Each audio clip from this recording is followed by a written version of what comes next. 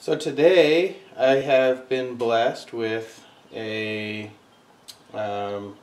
kit here to upgrade the KLR, and here we have a replacement for the skid plate. The one that comes on it is cheap, useless plastic piece that doesn't really protect anything. So that's coming off, and we're going to put this heavy-duty steel skid plate on.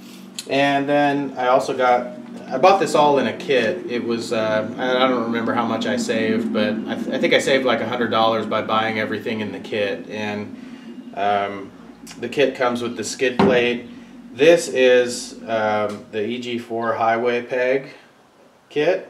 So this mounts across underneath in the front and will provide some highway pegs. And then it also comes with, and I don't have them yet because they're waiting for them to come back from powder coating, but it also comes with the Nerf bars, the crash bars. So after breaking the fairing in the Owahis, I'm going to put on some crash bars now. I learned my lesson, and we're going to replace the fairing and put some crash bars on there to protect it from happening again. And not as much worried about the fairing as I am the radiator. I want to protect that. I don't want to get stuck out in the middle of nowhere.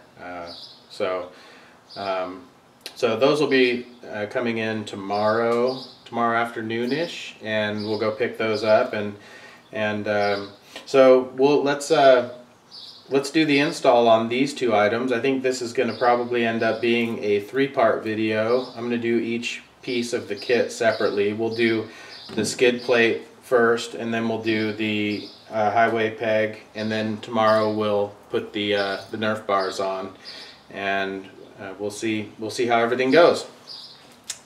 So let's go ahead and start here with the skid plate, and let's get that on there.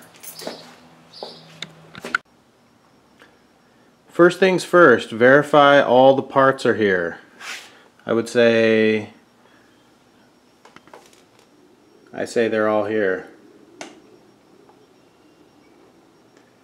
And then some, actually. I have extra parts. This U-bolt here comes with some nuts and another plate on it that aren't shown in the picture. More parts is better than not enough. So we're good there. We may proceed. So now that we have all the parts, or that we know we have all the parts, we can commit to removing the stock skid plate. So these are 8mm bolts,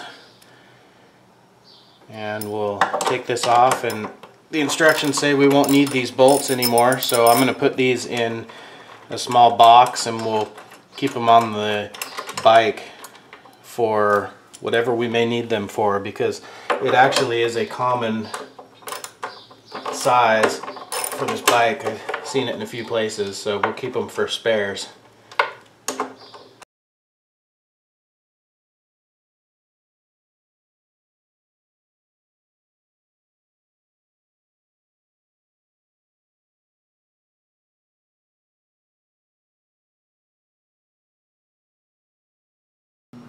Alright, so next we need to take off these triangle batwing mounts here, and we will reuse these bolts, but not the triangle pieces. So we'll take those off here next and get those out of the way.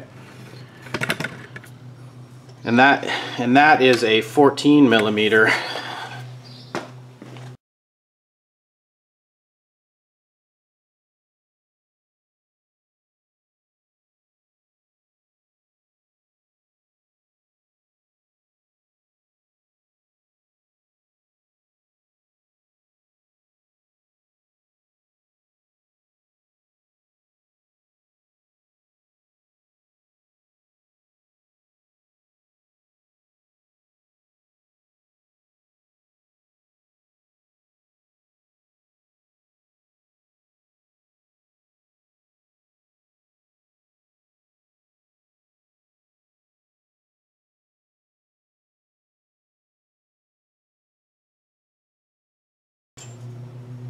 And then we're going to replace those with these triangle mounts here.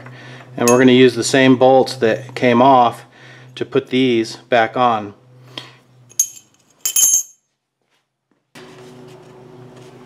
And we're going to put a little bit of this non-permanent blue thread lock on the bolts before we put them back in there. And the we're gonna use a torque wrench to torque these down.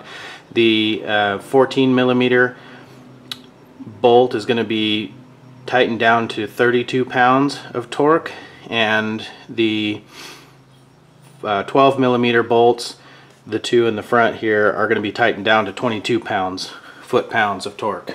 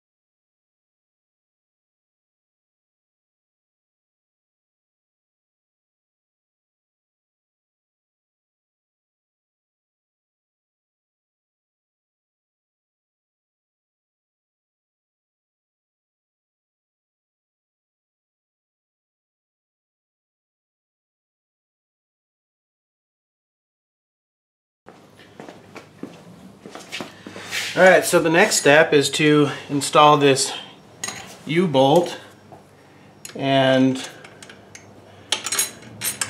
now I know where the extra parts came from. The instructions say that we don't need the plate and nuts that came on the U-bolt, so we'll discard those or put them in our extra bolt kit. And it says to use these locking nuts that came with. So now we'll put the skid plate on.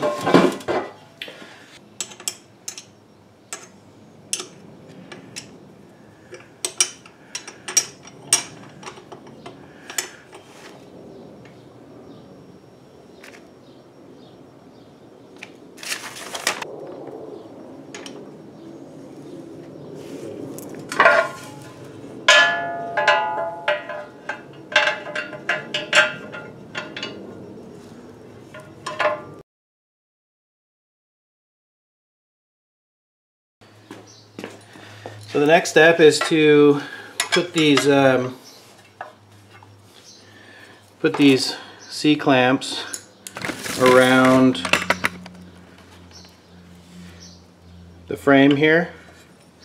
So like this, just like that.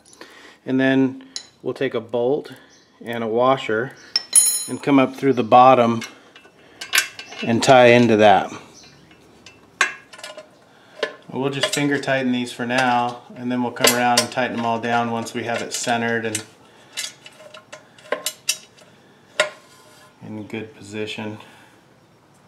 Alright, so a couple things to note here. Make sure that the oil pan bolt is accessible. You have to adjust your skid plate so that that's right in the middle, or as close as you can get it. As long as you can, you know, get your socket around it, you're good. Other than that, you see that I have only 3 of the clamps on, and that is because this clamp has a bad weld. I don't know if you can see it.